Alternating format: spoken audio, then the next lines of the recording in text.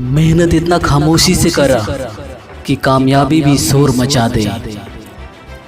जिगरा में अकेले चले के हौसला होला, एक दिन होकर पीछे काफिला होला। कामयाब लोग आपन फैसला से दुनिया बदल देले, जबकि नाकामयाब लोग दुनिया के डर से आपन फैसला बदल देवेला। जेकरा से केहू के उम्मीद ना होला, अक्सर उहे लोग कमाल करेला। जीत और हार आपके सोच पर निर्भर करेला। मान लो तो हार हुई, और अगर ठान लो तो जीत हुई। जब तक आप अपने आप से न हार जाइबा, तब तक दुनिया के कोई भी ताकत आपके हरा ना सके।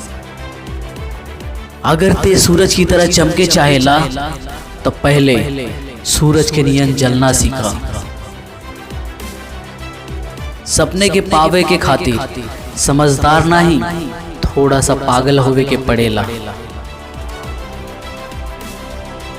कोई भी लक्ष्य इंसान के साहस से बड़ा ना बा, हारी हुए जे लड़ी नहीं। बाहर की चुनौतियन से ना, हम अपन अंदर के कमजोरियन से हारेला। जैसे पतझड़ के बिना पेड़ के एगो पत्ता भी ना आवेला, ठीक वैसे कठिनाई और संघर्ष के बिना अच्छे दिन भी ना आवेला। वक्त तू हमरा चाहे कितनो परेशान कर ला, लेकिन एक दिन ऐसन भी आई कि हम तोरा के बदल दे। अगर आप वो दिन मुस्कुरा सकेला जे दिन आप अंदर से पूरी तरह से टूट चुकल है, तो याद रखिए, दुनिया के कोई भी ताकत तोरा तोड़ ना सकेला।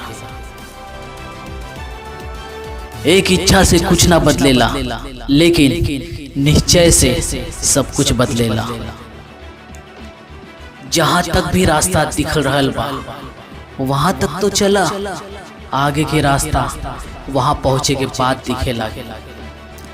हर छोटा बदलाव एगो बड़ कामयाबी के शुरुआत होला।